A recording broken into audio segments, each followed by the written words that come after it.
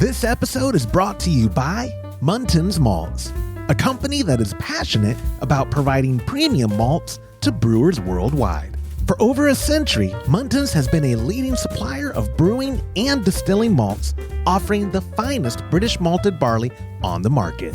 You can experience the difference Muntins offers by joining a recipe receiving tier of our Trub Club, because every kit that ships out now includes premium Muntins malt. You know, we've known the Muntins crew for a long time, and I can tell you, friend, you're going to love brewing with their grains. Ask your local supply shop to carry Muntins malts, or homebrewers can join our Trub Club at HomebrewHappyHour.com/club, be a part of the community, and come brew with us.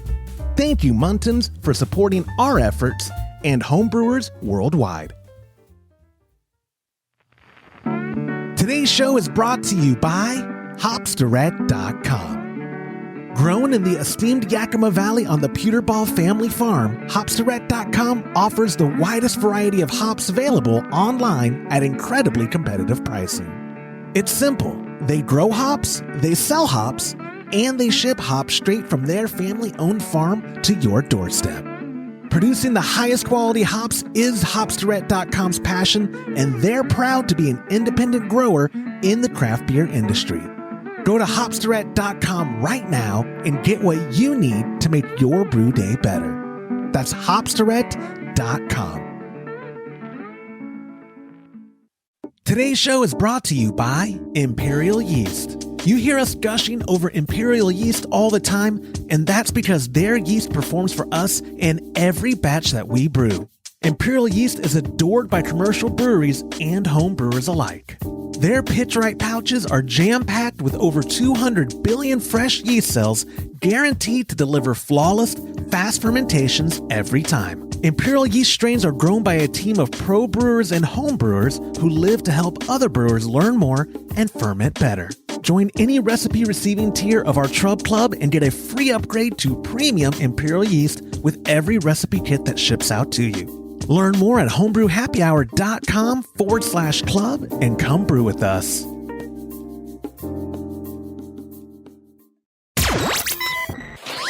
Entertaining shows with content that spreads information and sparks discourse throughout the community.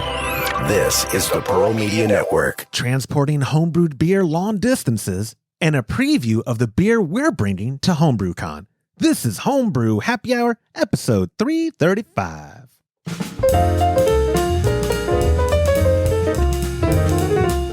Well, hello there, and welcome back to another episode of the Homebrew Happy Hour.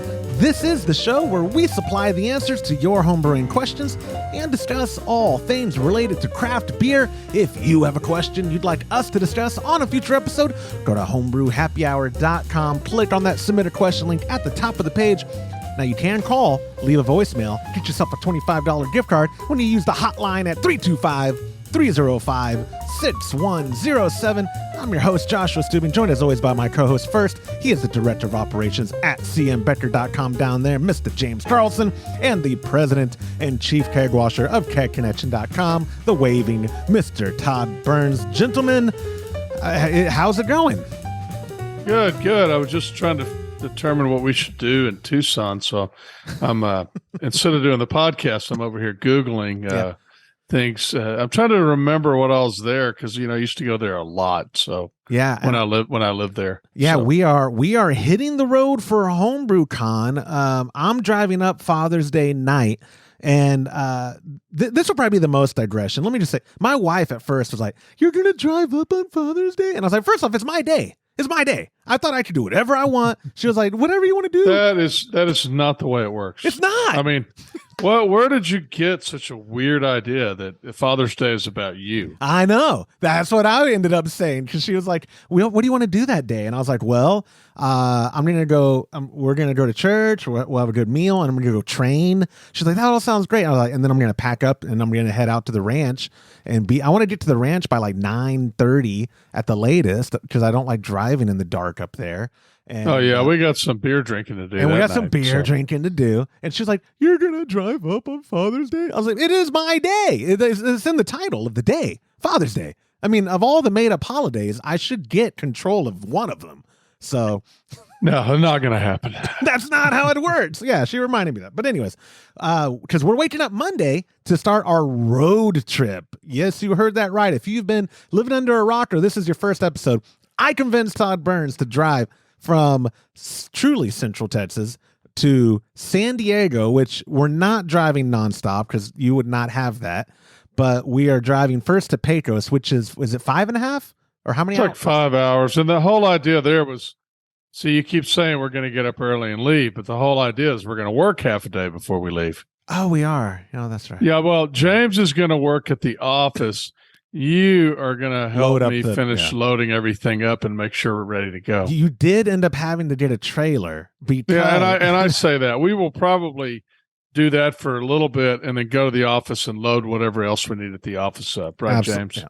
That's right. Yeah, there is a lot to do. It's funny. I'm going to do a lot this weekend before you get there, though. Don't worry. We're not showing, but I feel like we're doing more work than years past when we were showing. Because we are presenting. We don't have a booth, but we're presenting. You're doing more work.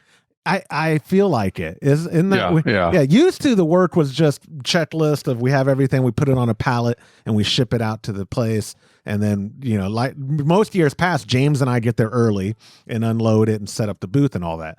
But this year we're teaming up. We're giving a presentation. Yeah, you mean that happened one time is what you're saying. Twice. Yeah. It happened twice. And a CBC. James and I have gotten there early for 3 shows, 2 HomebrewCons and a CBC to set up. The CBC that was in DC because we had the Germans there. We were trying to impress them, like, oh, CBC is going to be crowded. And you said that was like the least attended CBC that you had ever been to. Yeah, it was a ghost town.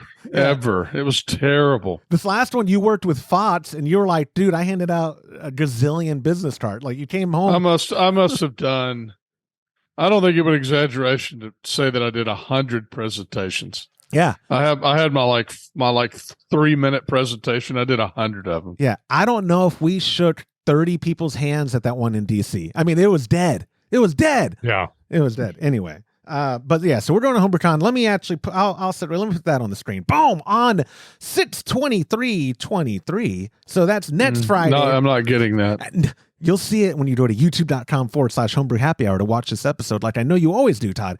We're giving a presentation, serving your homebrew, all about draft beer systems. They gave us Town and Country Hall A. I didn't look it up, but I think that's a big one. They might have higher expectations for our attendance than I do. But we're going to be talking about serving your draft beer, quick thing on bottling versus kegging. We're going to go over the various types of draft systems, and then we're going to have a nice little Q&A because a lot of this we figure is going to be like, I mean, people will go to a presentation like this, but they probably have something in mind, and we want to give them the opportunity for us to help them configure or troubleshoot or whatever the draft system of their dreams, right? Like that's pretty much what y'all do on a day-to-day. I just want to mention that we really would appreciate it if any listeners could come to our presentation. Even if you know everything about draft beer, I promise you we'll teach you something, or at least really appreciate you coming and being in the audience. We would love to see listeners and there. Heckle us. No? Yeah. Heckle us. And Josh has a gift for all listeners at Shut up. Presentation. Shut up. I do not. I'm going to wrestle you. No, that fell through. But we are, or the gift part. But no, if you are going to be at HomebrewCon, which Joshua is giving every listener a car. A car. To the presentation. Yeah, I'm Oprah this you year. Get a car. You get a car. You get a car. Remember, we got to stop at Wally World and get some Matchbox. Yeah, right. Yeah, that's right. Absolutely. No, those things are $10 a piece now. Oh shit. Oh God, no. We would have been better off making pint glasses. Holy hell. Yeah. Anyway, so yeah, if you're going to be in San Diego, please, you know what? Actually, text me directly, 325-305-6107. We will work out a way to meet up. We will be intermittently at the Muntins booth. On Saturday, we're going to be at Muntins booth pretty much all day because that's our time as far as I know. We have the last final meeting with the guys tomorrow. But my understanding is Saturday is our day to serve our beer. for the rest of the show, they're going to have a bunch of local homebrew clubs that brewed using their ingredients, serving on our draft systems, though. That's what y'all have been working on this week, is getting the draft systems ready, like the table, the tower. Are we using V10s so I don't speak out of turn? Mm-hmm. Oh, yeah. So we're going to do half. So we have three towers. We have a 4-faucet tower. On the 4-faucet tower, it's going to be flow control. It's going to have 2 V10s and 2 X1s, so people can see the difference. On the other tower, on the other table, it will be two faucet towers, more of a standard tower like you would get if you were ordering off Keg Connection. And those will have probably one, but maybe a couple of different types. We'll do 2 types of faucets. So we'll do one on one tower and one on the other. V3S's on one tower, maybe, James, and I don't know, X2s maybe on the other one, or what? Yeah. What do you think? Yeah. Perfect. I'm excited. We'll surprise you. We'll see. We'll think about it. We'll surprise you. We haven't really made a decision. I mean, we only have to have it ready by tomorrow. So. I know. I was going over my part in the show. And by the way, let me say, when y'all attend our show, or if you watch it in the archives at the AHA's website, because this will be available for all active members, you can log in, watch shows. I think they publish it pretty much real time or very quickly after the show.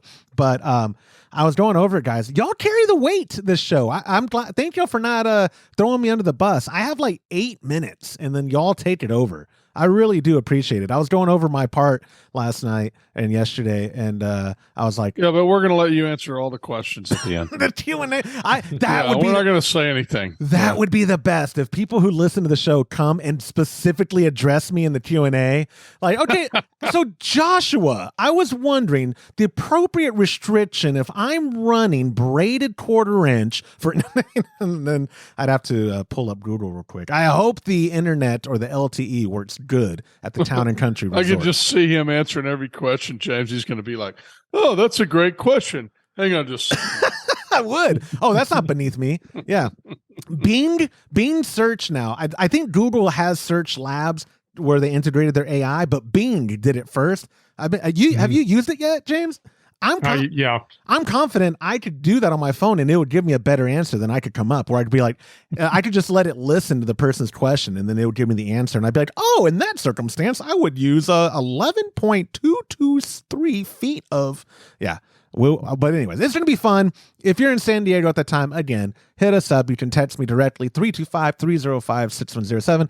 Come by the Muntins booth. Worst case, if we're not there, they'll tell you where we are. I don't know what's up. Hose restriction is on our presentation, by the way. I know, so I better be paying attention. It's 2.2 pounds per square inch for 3/16, 0.6 for 1/4, and 0.3 for 5/16.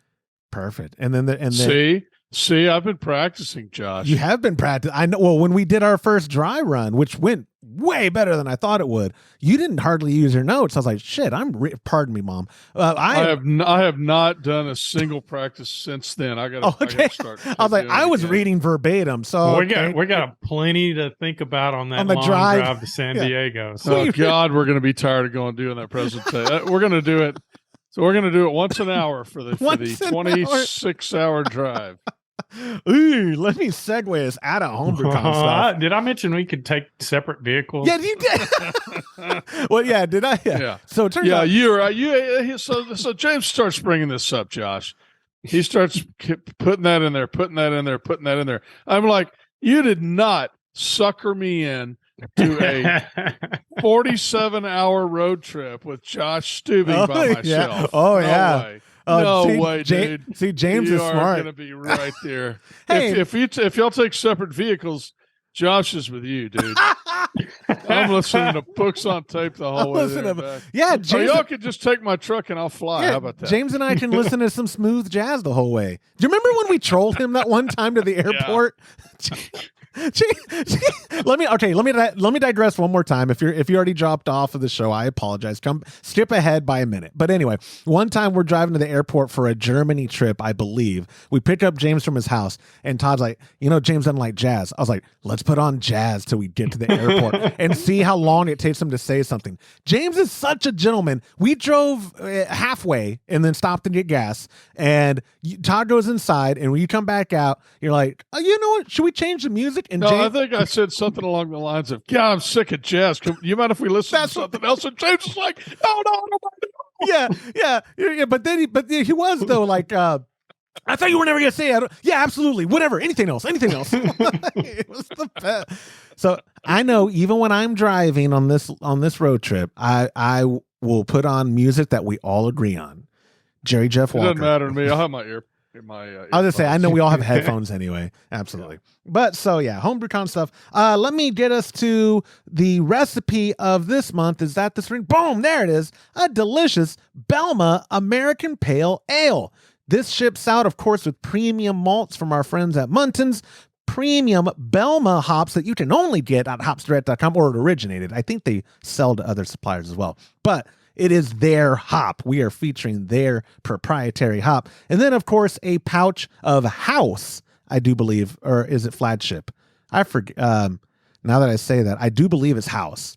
Yeah, coming from our friends at Imperial Yeast.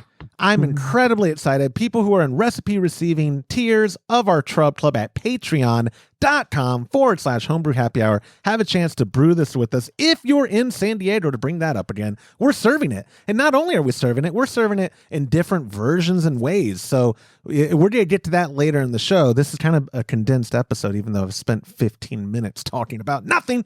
I'm excited. The Belma, Todd, I still haven't tried it. You've drawn as you were as it was fermenting or finished up and cold crashing, pardon me, and then as you were transferring. And have you had it on draft yet, or is it not hooked up to draft at the house? Yes, it's on draft. I mean, I've been sampling it a lot because I'm trying to get it clarified. So last night, once again, I tried all 3 kegs, mainly to get stuff out of the bottom, but I'm just doing little sampler glasses, except for the one of my. Yeah, I've been drinking the crap out of it. Absolutely. You told me it's delicious. You've told me it turned out. It's good. Yeah, it's good. I'm still not. I don't feel like I'm getting the aroma that I expected with 27 pounds of aroma hops in there, but it's very good. I guess I just expected it to like blow me out of the chair. That's hilarious. You're only exaggerating slightly. Yeah. It does it. If anything, I was telling Trub Club members, because we have people who do every other month, and some people reached out and go, can I, I just got one last month, but can I get this month's too and sit out the next couple? And I was like, absolutely. Because people realize this is a great bang for your buck. The amount of hops it uses, Todd, on this recipe is insane. Like it's a lot. I mean, the hop bomb, I don't know if is the right word, but there's a lot of Belma, obviously, and then Centennial and Chinook going in to make this pale. So I'm excited. Y'all should be excited too. And again, if you'd like to get a hand on this recipe and brew it with us, go to patreon.com/homebrew happy hour.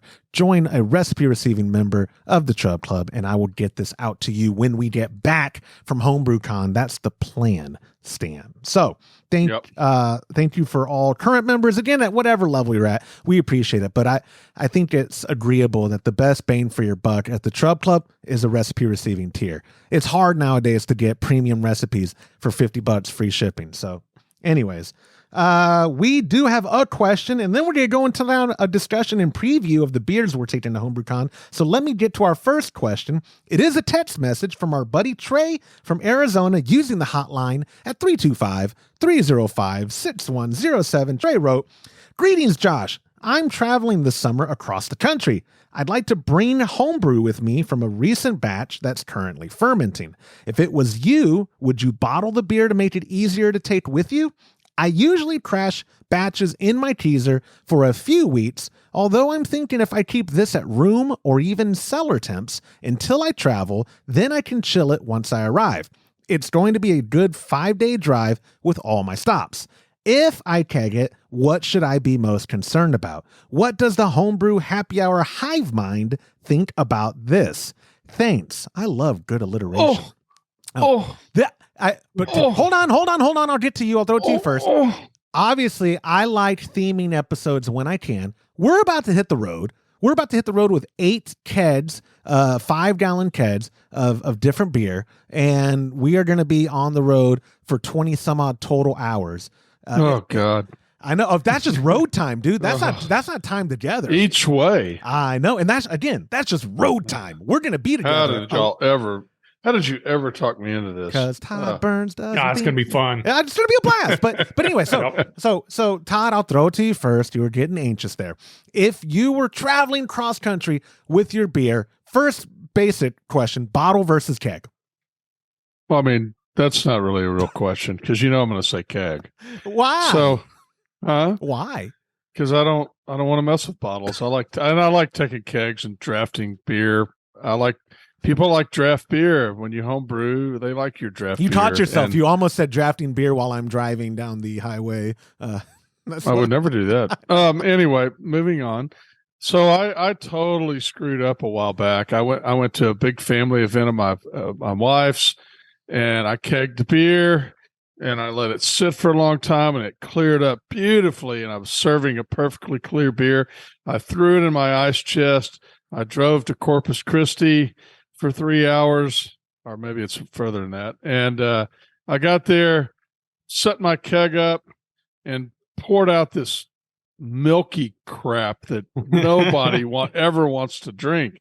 And what it is I clarified the beer, but I didn't think about all the crap below the dip tube. So sometimes you get a keg where the dip tube literally goes into the little divot at the bottom, and you almost suck everything out. But sometimes you got a little shorter dip tube and you don't. Well, I obviously had a very short dip tube, and I had a lot of crap in there. So lesson learned when we go this year to HomebrewCon, before we take our kegs, we're going to transfer them all into another keg.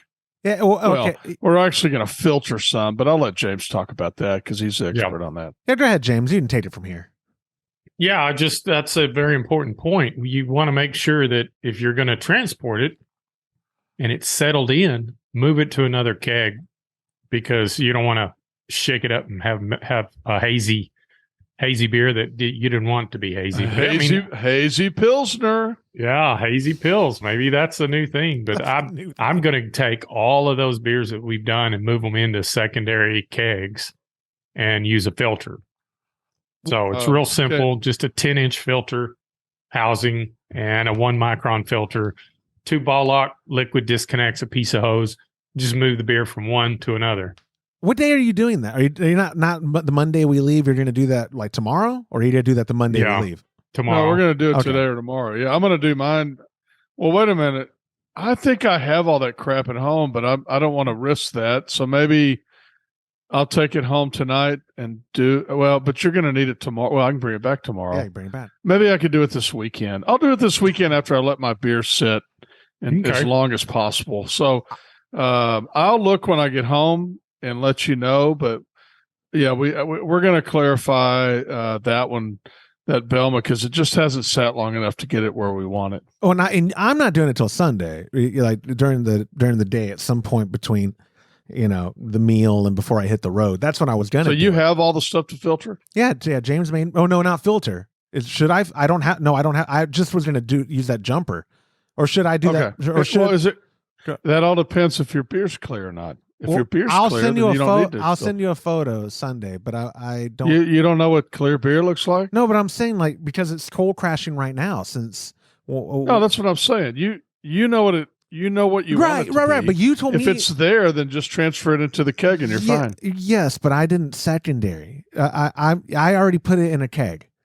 You're saying so, right? We're missing steps here. Let me give context to people. I took a jumper because not before the filtering process.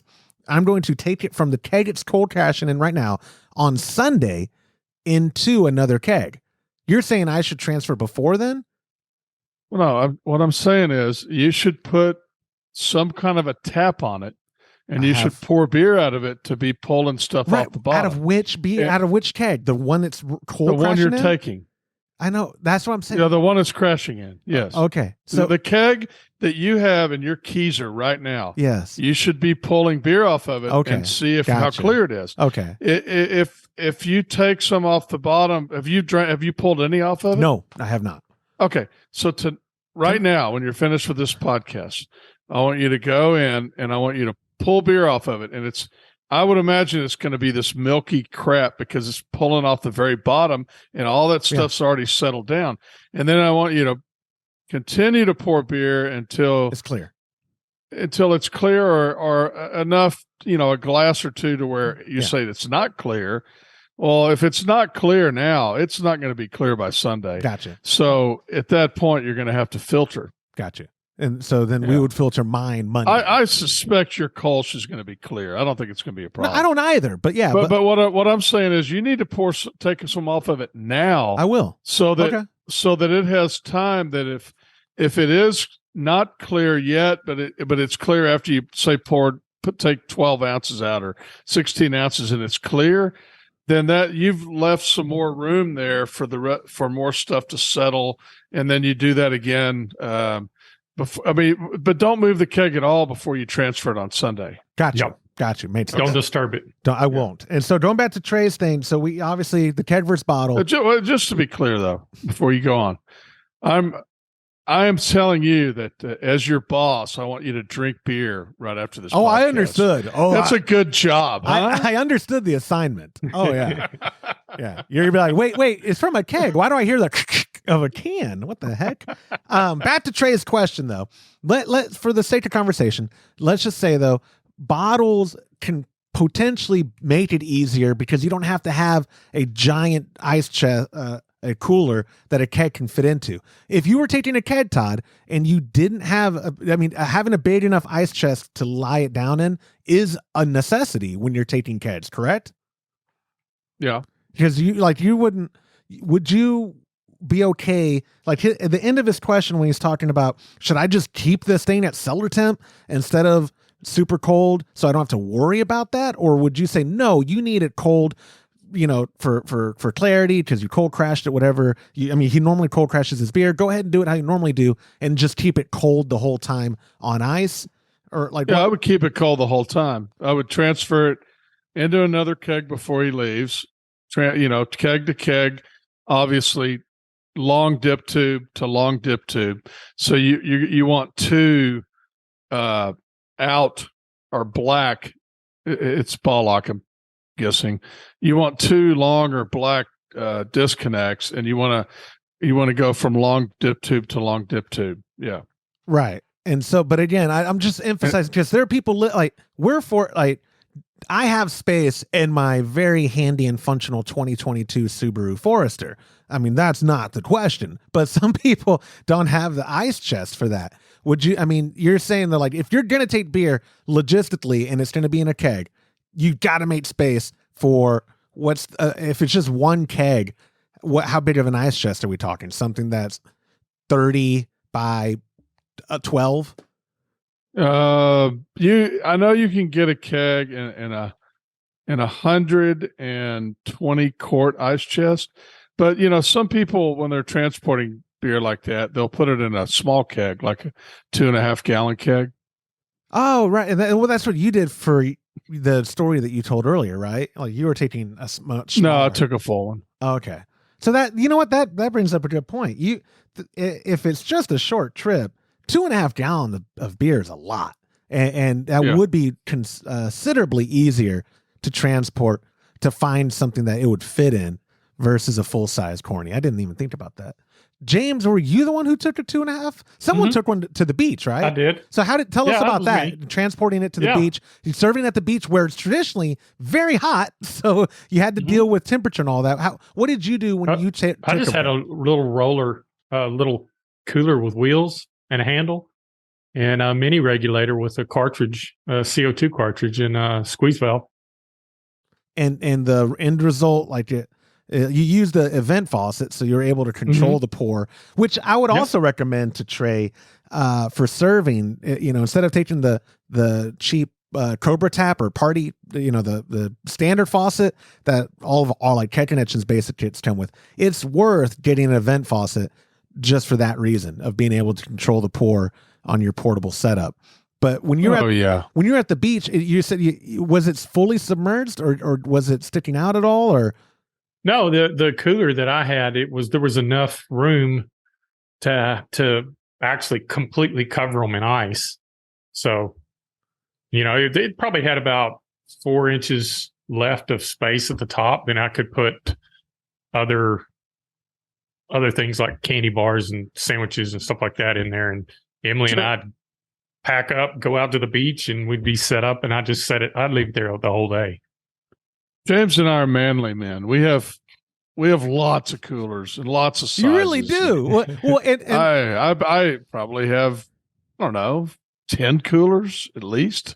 So yeah. I'm just trying to cover every facet. I swear on my life, people who write in now that we've mentioned how I drag out questions, that's not why I'm doing this. But and boom, he's dead. But yeah. Yep. No, Bob's your uncle. Because I want people to have when I get follow-up questions, I can't take them all on future episodes, and this will be a follow-up. You do the filtering or you do the transferring, there's not going to be sediment at the bottom. Are you adverse, Todd, to having the keg? Like, I have a cooler, but it's got to be on its side, my keg, that is. I don't care what position the keg's in. Okay, if it doesn't matter. Okay, that was all I was going to say. Even as it's getting lower, you might just have to lift it out to compensate, because the dip tube, you know what I'm saying? Like the no, I don't understand the way. Well, I guess if the liquid tube was on the bottom, then it wouldn't matter. As in the post, if you turned it, like if you kept it on the top part, the way gravity. I'm not saying to dispense it upside down. You were talking about transporting. Okay. I'm sorry. Let me. You're right. Dispense it. You've got to have it upright. Right. Well, the dip tube's rigid. It won't dispense a full keg of beer on its side. When you get to where you are, even after you filter and all that, do you need to let it sit for a certain amount of time? Obviously we got the sediment and stuff potential, in theory, fully out of it. It shouldn't matter, right? It's carbonated. You put it where if it's filtered and the sediment's gone, you're fine. Perfect. I think I've covered my bases, Todd. Is there anything else in that conversation you'd like to add? No. Well, hold on. Let me think. No, Trey, thank you so much for submitting the question. When you have more, or people have feedback, or you have additional questions that I couldn't think of, but these guys give me such a hard time. Leave it as a.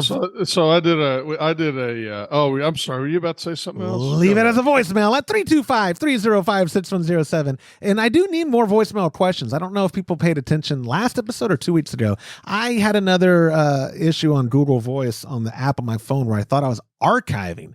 I wiped a bunch, so I have got like 3 left in the database. So if you want to get a $25 gift card to kegconnection.com, leave us a voicemail question or feedback on any of the questions we ever take at 325-305-6107. Throwing it back to you, Todd Burns. No, just going to say, James, we were on a conference call earlier before the podcast, and I literally, there was a question, and I said, that's going to take about 2 hours, and then I'm not kidding. Like 15 seconds later, 15 seconds. That was a minute. So how long do you think it's going to take? And there were 3 other people on the podcast, and I go, I just answered that. Can somebody else answer Josh's question? All 3 of them. 2 hours. I was testing 2 months, by the way. You already forgot. 2 months. I was testing them, boss, to make sure they're meeting our needs and listening to us. No, you know what? Before we get to the next question, I'll say Basilisk SEM. They help us out with all of our ads. If you ever on Google looking up our stuff, Basilisk SEM. It's a mythical creature, is what it's named after. My speech impediment might be masking some letters in there, but Basilisk SEM, fantastic company. We've been really happy to work with, and they've been doing. If you ever need to reach out to them, let us know, and we'll help you, because we owe them. Or drop our name if you just look up Basilisk SEM. Really good people. We're actually hopefully reach out to me. I'll get you hooked up. He'll give you the friends and family discount. Retail plus 30%. Anyways, Trey, thank you so much for submitting that. Our final part of this show, which Todd then reminded me, wouldn't this have been better if we discussed this on the drive up? But I didn't prepare other questions, so we're doing it this week. I'm going to put it on the screen. Y'all don't see it. These are the recipes we are bringing to HomebrewCon 2023. We're going to kind of go down them. very briefly discussed the style, but the brew method, all grain, the extract versions, using those, and then, kind of what our thoughts were for bringing it. So I guess the easiest way to do it, I'll start from left to right, and I put them in the list for y'all as well to see them on the PDF. It's just from top to bottom. The first one, we were raving about it, the English mild. Todd, tell us a little bit about the style and maybe the thought behind bringing an English mild to a booth run by a bunch of Brits. Yeah, well, that kind of self-explanatory, I think. But it's one thing that's very interesting to me about mild is it's very hard to find in a pub in England anymore. I mean, or the UK. Obviously you can, but it's not as popular as it once was. And to me, I think it's just fabulous style. It's obviously it's a little more towards the malt, but it's refreshing. It's low alcohol. It's a good session beer. I know how popular session beers are right now. I really like English milds.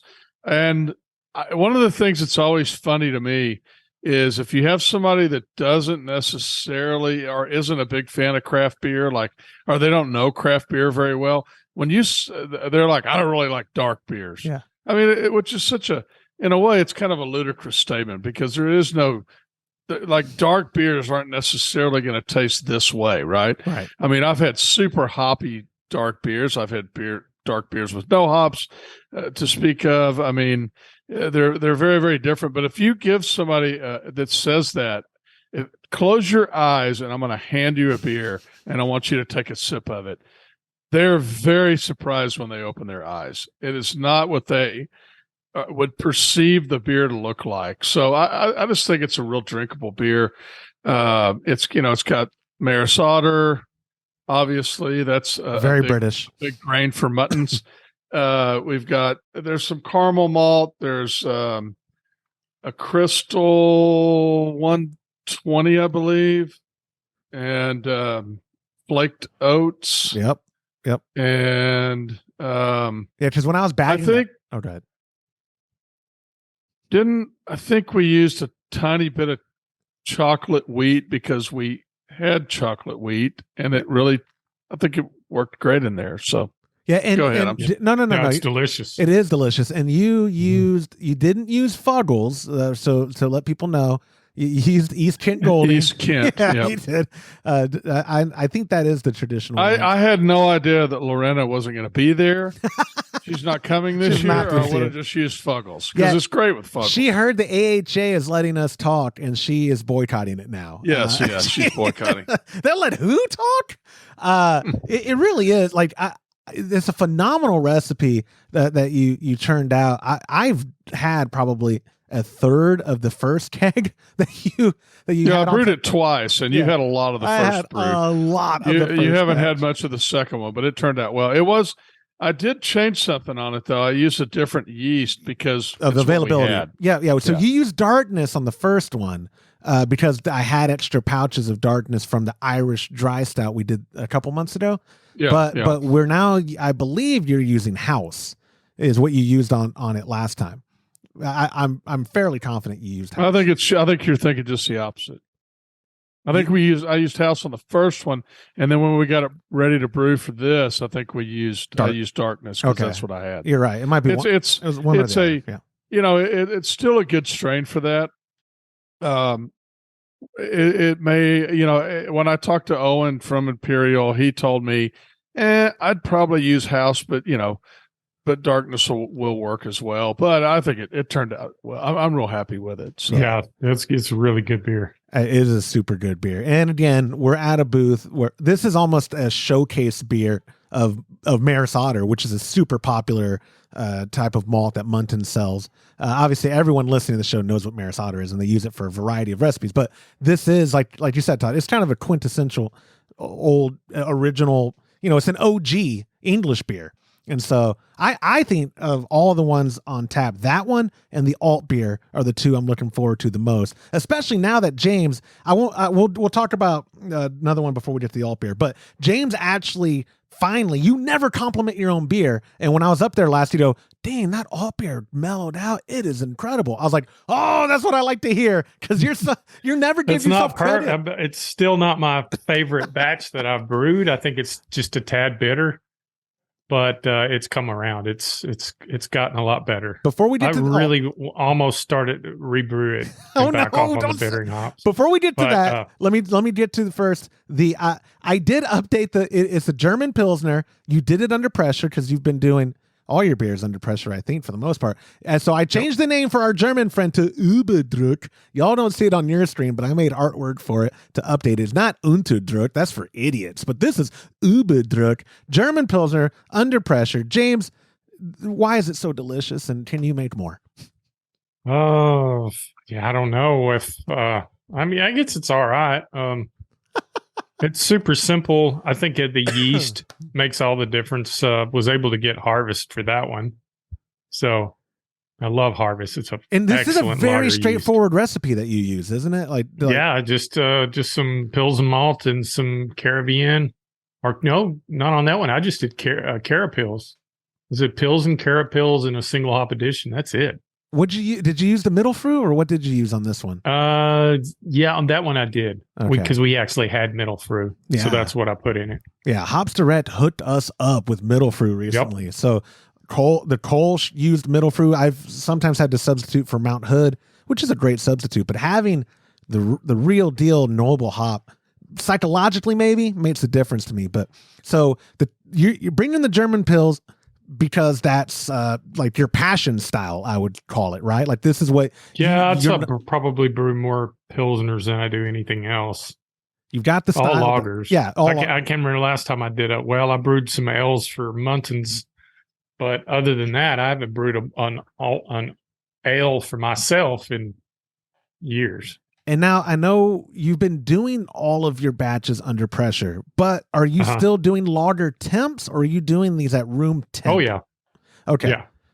Yep. And that, so. Yeah, it helps clarify the beer.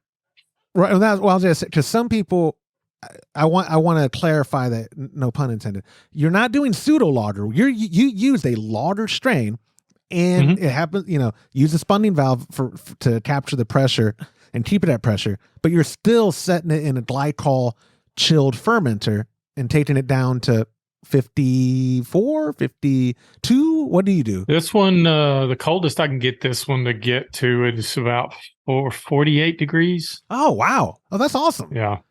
Yeah. Old Big Bertha, that monstrosity, that other fermenter, you can't put pressure on it, but I installed a coil on it in the lid. And I get it within 2 or 3 degrees of the chiller. It's amazing.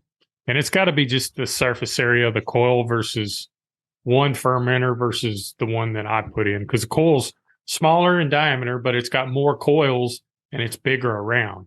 So it seems to help move that heat out of the beer. And it works really good. I just wish it was a pressure fermenter. The lid's too large. It would launch it through the roof if I tried to put pressure on it. You also though added that, like, not permacrete. It's like the insulation foam that sticks to it. You made it look like Pizza the Hut from Spaceballs. yeah. I sprayed it with just spray foam and then I painted it with some plastic paint. Yeah. I love the photo we've shared of it when you did that. It wasn't that long ago, a few years ago, maybe that you did it. It was 2016 when I did that. Oh, okay. So you had just moved in here when I did that. Time flies, I guess is what I'm saying. But anyway, so yeah, the German Pilsner, I love you've gotten that style down, and I'm going to segue it to the next one, which is the alt beer, because despite what you say, I feel like you've got that style nailed down too. I know you said this isn't your favorite. If I had to guess, the blonde alt was probably your favorite. Yeah, I think that was without a doubt, hands down, the one that I forgot to put the really dark malt, like almost burnt malt for the color. So the color came out a little lighter, but it tasted really good. I thought it was one of the better ones I brewed. But this one, well, before we go into the details of the style, what do you compare it to of Dusseldorf Alts? Like, is it more on the Schlussel side, more on the... No, Irriga is what I so, think it tastes more like than anything else. So Todd, that's why it's so good. Yeah, I was just saying, so Todd That's loves Todd's it. favorite. Yeah, by the way, it's kind of a cross between that and maybe Fuchsion a little bit. It's got a little bit of body. I did a mash out on it. And sometimes when you do a mash out, if it's still converting, that time it takes the system to go from, I was in the beta range. It was so main fermentation was 148 degrees.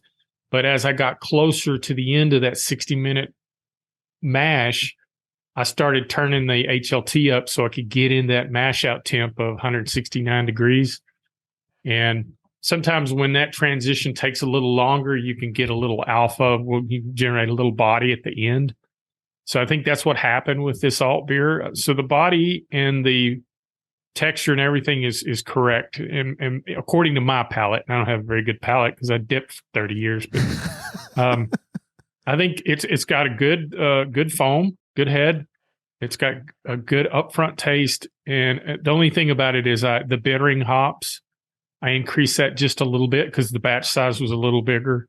And I didn't take into account the alpha acid count of the actual batch of hops. So it's just a little too, just a tad too. If I'd have left it alone, y'all know how I mess with things. You're a I'd tinkerer. have just left it alone. It would have been a lot better. But now I have to tweak it every time I do it. Every time you nail a perfect batch, you're like, I'm going to tweak it next time. But I think they all turn out great. I'm very excited about it. Would you say, to wrap up the alt beer talk, all the things you described about the mash out and being in the correct temperature range and all that to make it authentic, is that why you think this is one of the most difficult beers to nail down a batch? Yeah, absolutely. Yeah. Alt beer. Well, a real Dusseldorf alt beer it is.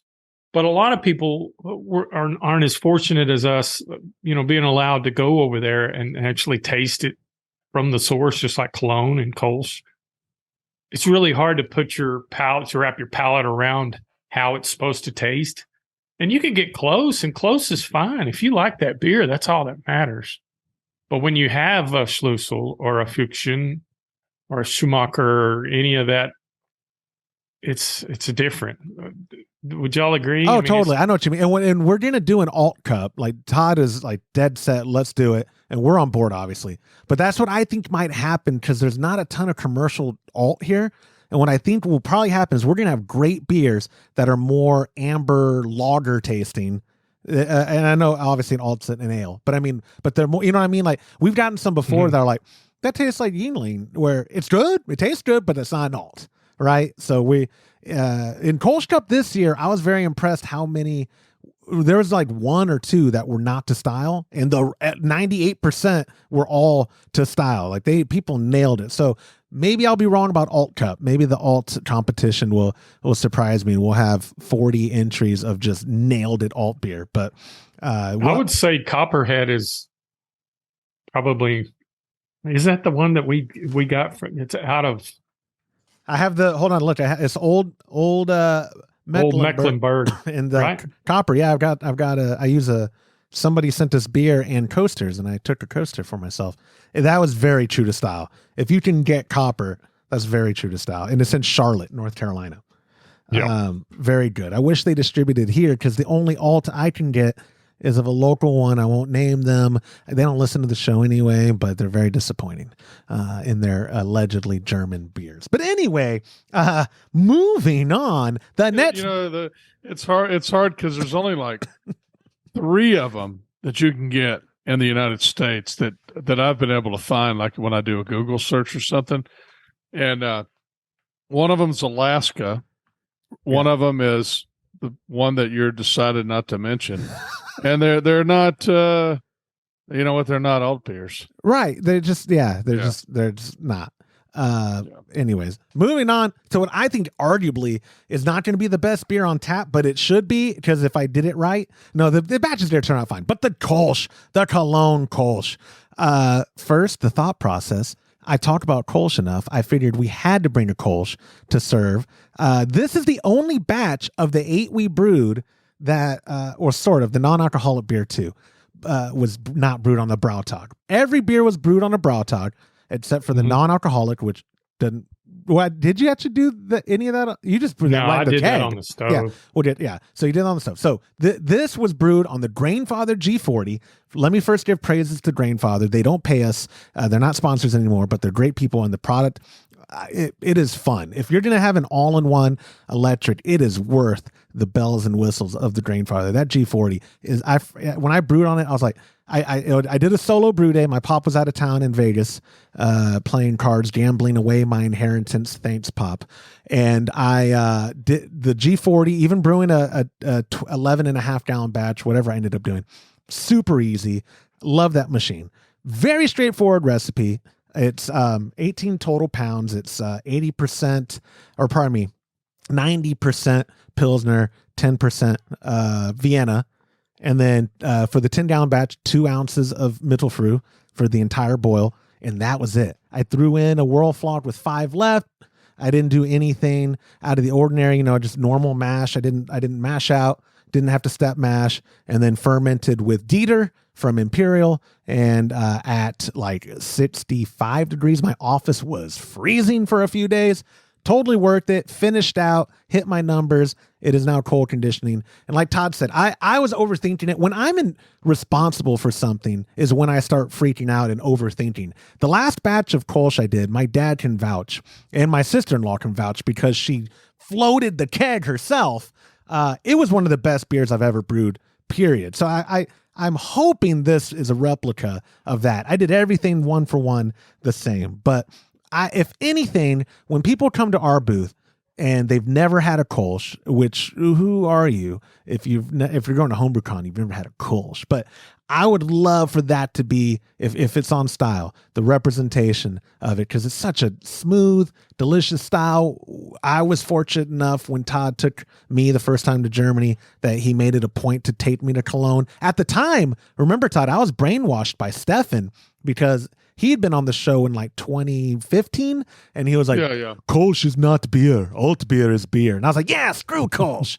And then Todd took me to Cologne, and the obsession hasn't stopped since. I don't want to be hyperbolic, but I think God created Kolsch on the 5th day. I gotta read Genesis, but what? I don't want to take up the whole conversation on it. I think I covered what I wanted to, but y'all would agree a properly done Kolsch is hard to beat. Yeah, it's a good beer. I hate you so much. I hate you. The only other beer I was thinking about bringing, I have another keg of breakfast stout, because that's the only other one I do good. I do 2 types of beer good, Kolsch and breakfast stout. And Kolsch, I'm like batting 900, but on breakfast stout, you can at least give me credit, Todd. My dad and I are batting 1,000. We haven't made a bad batch of breakfast stout yet. And it's I know y'all are going to do even better next year, though. Oh, yeah. I love having my keg of breakfast stout. It's still in there. It's actually a lot lower than I realized it was. I checked it the other day. Because it's a beer that you don't necessarily have 5 of them in a night. You typically have one with a cigar or something like that.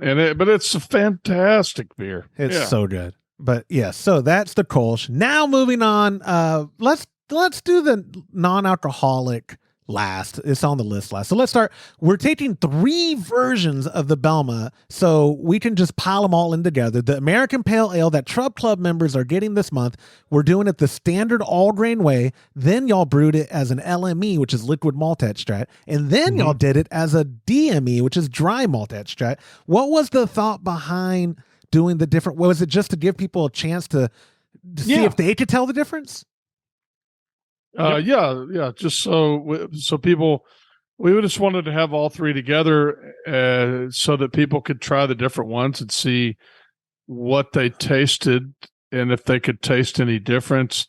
The only problem with anything like this is, I brewed the all grain, James brewed the others. I mean, the recipe, it's the same beer, but it's when you start doing all grain, it's not like it's exactly the same beer, if that makes sense, because you just don't have enough different types of ingredients are different types of what am I trying to say? DME or LME. So you have to do the specialty grains, but I think you're going to be pretty close, don't you, James? Yeah.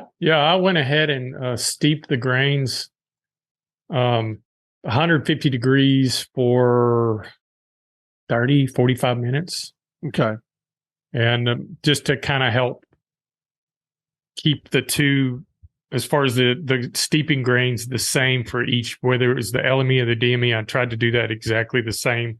And I used the same recipe, the same hop schedule. And I was amazed at how different they taste. Oh, really? Yeah. Well, and thank you for reminding me too, because we did this as a mini mash. Like the other two versions were mini mash. And every time when we were in the ingredients game, or if we send out a recipe for Etch-Strap brewers, which we actually, all the Etch-Strap brewers, I'm very proud of this, even though you can make great beer at Etch-Strap brewing. I'm not saying that, but we had 5 or 6 and none of them have dropped off. They've all, made the jump and are all grain brewers now. So we don't actually have an Etch-Strap brewer in the Trub Club right now of the 60 whatever people that or 50 some odd people that are getting them. But anyway, but that's a good point to say, because that helps with the body. It helps with because you're steeping the specialty grains, right? You're not steeping the LME or the DME is your base malt, but the specialty grains that the all grain recipe would have with the mini mash, you don't have to miss out completely. You steep them, and that helps add to the whole body and finish of that batch. Yeah, I was looking, James. I put the original gravity, but I've got to put the final gravity in here. I'll have to do a reading tonight because I got to do the labels and everything anyway. But you don't happen to know what your original and final were on those, do you? No, not right offhand. One of them, the dry malt extract was like a 1055, and it ended at like a 1009. I think we're going to be close because I think mine was 5.3 to start. And I think I ended at 9 as well. So we're going to be pretty close. And the second batch was right at 50, 1050. Okay. But it's still in the primary. And I guess we can use your easy dens and see where we're at on. Yeah, that's what I'm going to do with mine is use the easy dens. Of course, it may have dropped a little bit more. By the time you do all the secondary and finish that, sometimes it drops a little bit more. Yeah, that's one thing that sometimes surprises me is you think you're completely done by the time you get it in the secondary as far as the alcohol or the final gravity, but it does drop a little bit. So. Todd, I know you just said you didn't write it down. What is this style? Typically lower ABV? What were you shooting for? 5.8 is what I was shooting for. Oh, okay. I would call that reasonably low. It's not. If that's in the IBU, I think should be somewhere around 45, and so it's hoppy. It's hoppier than you two guys would probably like, but absolutely not. I don't think it's very hoppy. I think it's not IPA hoppy, but it's good. There are some commercial breweries that are blurring the line between APA and IPA, where I told you the story. I love Real Ale, not throwing them under the bus, but it's either Swifty or Shifty. I always forget the name. And I was like, this one place I went to eat, we have 40 taps. It was all various versions of double and triple and hazy IPAs. And then they had the Shifty and or Swifty, whichever one it is. I was like, American Pale Ale. Okay, I'll try that. I drank it. I was like, that's an IPA. What the heck? This is an IPA. Like, no, it's not. It says on the board, APA. I was like, I don't think 40. I don't think 45. Not many IPAs would be that low, 45. I think most of them are higher than that, right? I'm sure it's going to be delicious. And I'm going to do the taste test day one, the day we're serving. We have to finalize with Muntins because I'm under the impression, Todd thinks it might be different, that our beer is not going to be on tap until Saturday. That's what I'm under the impression. When we're at the booth, we're going to take over all 8 taps because we brought 8 beers. But we'll finalize that tomorrow in our final meeting with the guys before they fly from overseas. Oh, we have a final meeting? Yeah, you didn't get that. You got the invite this morning. 9 a.m. our time, 1500 UK because I had to look up the conversion. I was like, 1,500. Why is this guy? What the heck is he talking in 4 digits for time? That's how I have my phone and clocks and everything. Military time or 24-hour time, or Yeah, because it just makes more sense because otherwise you're talking to somebody and you don't know if they mean AM or PM. Okay, listen here, pal. In America, well, here's how we do it. After 12 comes 1. You understand? When you're going to make a statement like that, you don't pronounce the A. What's that? America. Oh, America. In America. Here in America, I'm going to make sure the AHA has a fireworks show on the last day to celebrate Independence Day a week early. They're a bunch of commies. Yeah, so I think, I don't know. I was not aware of that. I must have missed that email. Yeah. That's neither here nor there here. But yeah, so for the Belma though, we've kind of discussed it in regards to the make of it when we announced that it was for the Chub Club. But final thoughts on it, Todd.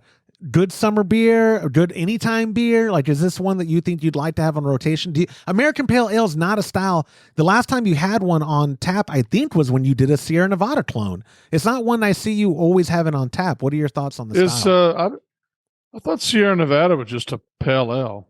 What's the difference between an American pale? That was the original pale ale, right? I mean, that American pale ale. Their Sierra Nevada's pale ale was like the original American pale ale. American pale ale. Okay. I don't remember it ever saying APA. I always remember it just saying PA. I don't know. Okay, so you're getting pedantic like a German now. Okay, where I really don't know. I don't know. I've never totally understood APA versus just pale ale because most people just say pale ale. So why is it sometimes called an American pale ale? Because I brewed it in America. That's why. It's from okay.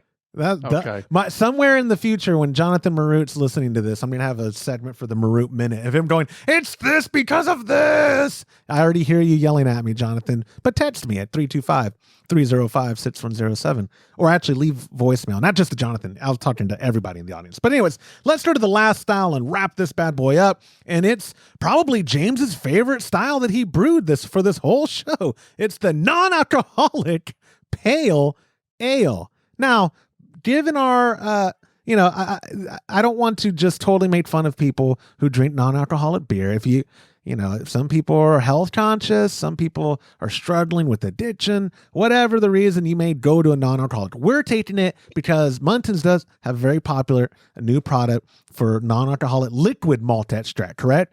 Is what you used.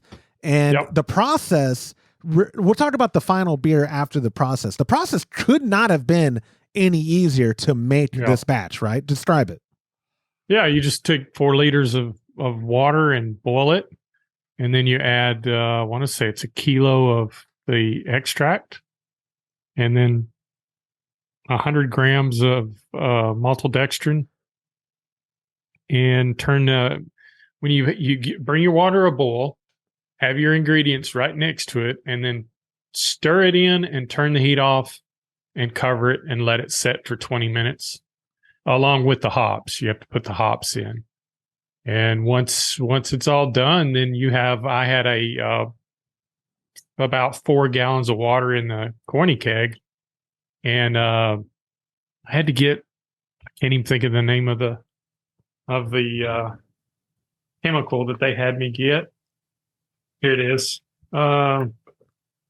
Let's see. Start with the P. Potassium sorbate. Yeah, so I had to use 1.2 grams of potassium sorbate in the water in the keg. And then they also recommended lemon juice to get the pH at 5. The first batch that I did, I went ahead and used the lemon juice. I did another batch, just a comparison batch, because on our RO system, if you take a pH reading, it's just almost perfectly 5 on pH. So, and I dry hopped that second batch Monday. So I'm going to go ahead and keg it tomorrow as well. So we'll have 2 to go over and decide which one's the better out of the 2. The second batch I did a full boil. Okay. With the hops and then dry hopped it.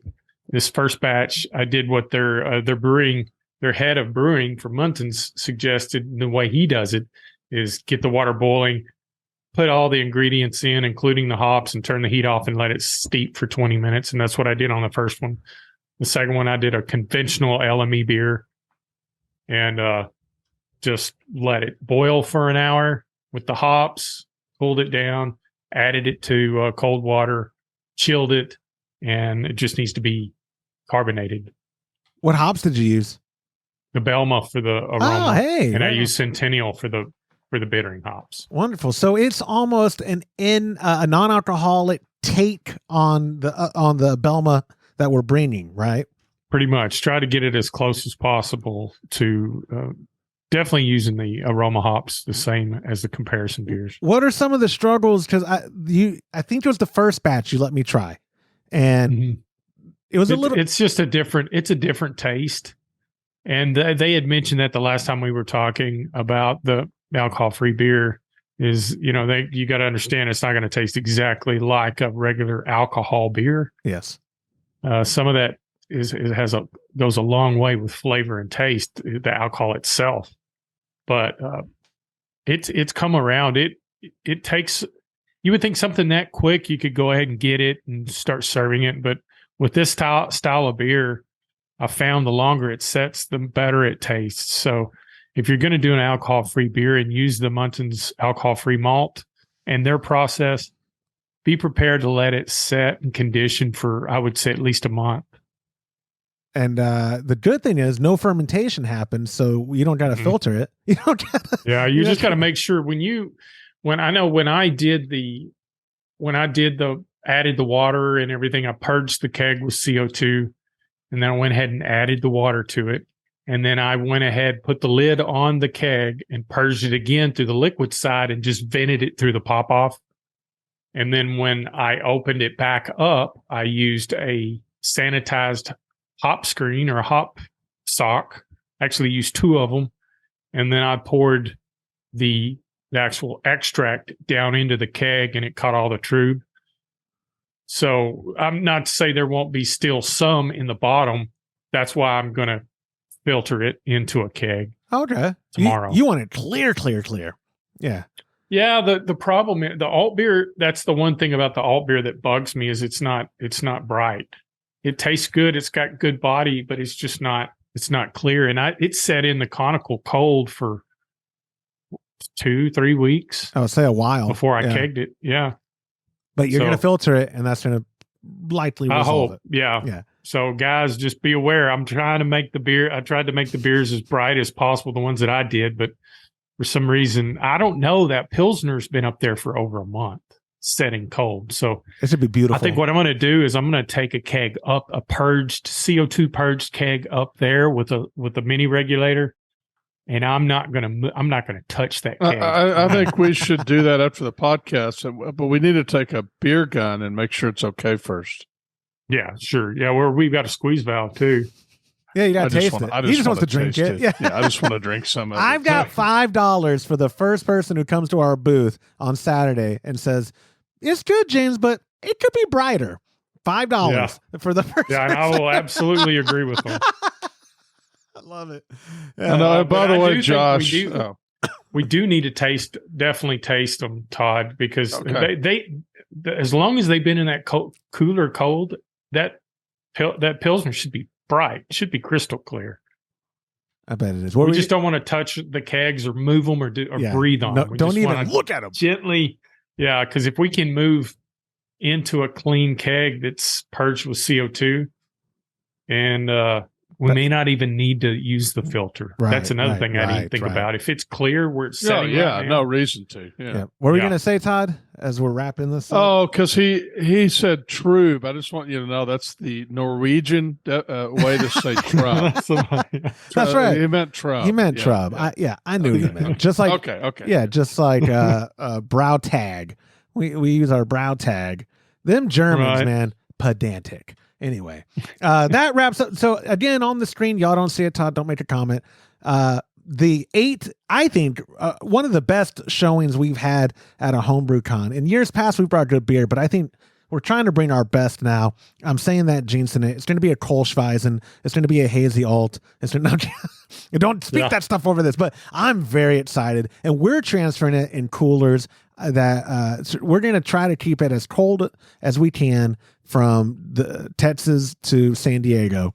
And so when we get there, the idea is we check in the beer with the AHA, and they have a cold room that they'll keep it in, like we've done, James, before in years past. So fingers crossed, because remember that one year with the lemon drop, we think it got way too hot in transit when we shipped it through FedEx, or not FedEx, whatever carrier. Oh, well, we're going to keep it cold. I mean, we're driving through Arizona. I'm guessing it's going to be 103 or 4. Yeah. So we're going to have to keep it cool. A lot of ice. So far, I've budgeted $300 for ice for the trip down. So you might be undershooting too, unfortunately. I know. Because with 8 kegs, how many did you find ice chests for all? Like, is it? No. We still we're still in the planning process that we're leaving in 72 hours. No, I think we're going to end up probably putting it in those trash cans that we're serving it out of.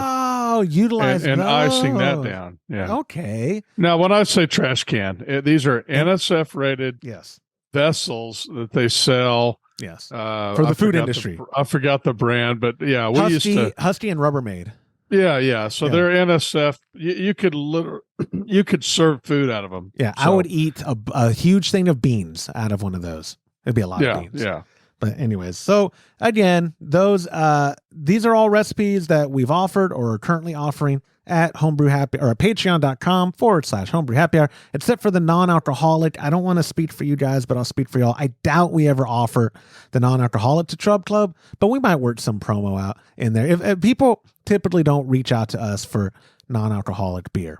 But the craze, we're all crotchety old men, some of us in this podcast older than others, where, that seems to be the craze with young people now is, I care about my fitness. And they're drinking Michelobes if they drink beer, or they're drinking hard seltzer if they're drinking boozy drinks, or they're drinking hop water, hop teas, and non-alcoholic. So if we can make it tasty enough, that's all that matters, right, James? That's what we're trying to do that's what you were trying to do, is make it not gross. That's what I'll say. Not gross. And I think what I tried, it wasn't not gross. It wasn't great, but it was not gross. So thank you guys so much. I appreciate y'all's time. That wraps up this episode. Reminder, because I didn't say it the whole time, we do want to thank all of our sponsors for giving us the ingredients to brew all this. Premium grains from our friends at Munton's Malt. Delicious, awesome hops from our friends at hopsdirect.com, who, by the way, are doing a promo right now for Father's Day now through July 4th. Go to hopsdirect.com for more details. By the time we publish next week's episode, which we're recording on the road, I'm told they'll have a promo code for us, Todd. That's what we're under the impression. So we should have a specific promo code you guys can use at hopsdirect.com. And then, of course, none of this would be possible without our friends at Imperial Yeast, the OG sponsors of the show, making sure our batches finish out good and quick. I love Imperial. We've been talking about them before they were ever sponsors, and I think using their product was what made us believers, right, James? So that's right. Anyways, thank you guys for your time. I said it was going to be a quick episode, and we're like the 110 mark right now. So hour and 10 minutes of me talking about garbage and dragging out questions. I will see y'all Sunday night, Father's Day night, Todd, where we're going to kick off the party of Booze Fest. So yep, we're going to have a hard 30 minutes of drinking before we go to bed. Yeah, 18 and a half minutes. So thank you guys for your time. I'll talk to y'all later. Take care. Bye-bye. And that will do it for this episode of the Homebrew Happy Hour. If you have a question you'd like us to discuss on a future episode, go to homebrewhappyhour.com, click on that submit a question link at the top of the page, or even better, call in, leave a voicemail because I need some, and be Todd's best friend while getting yourself a $25 gift card when you use our hotline at 325-305-6107. Thank you to our sponsors like Munton's Malt, premium grains for a better brew day. If you aren't already brewing with Munton's Malt, give them a try by joining our Trub Club at patreon.com/Homebrew Happy Hour. For the best hops available online, give our friends at hopsdirect.com a visit and pick up what you need for your next brew day. Also, get a pack of Imperial Yeast along with premium recipes from us when you join the Chub Club. Again, go to patreon.com/homebrew happy hour and come brew with us. On behalf of Todd Burns, James Carlson, and the Pearl Media Network, I'm Joshua Stubing. Thanks for listening.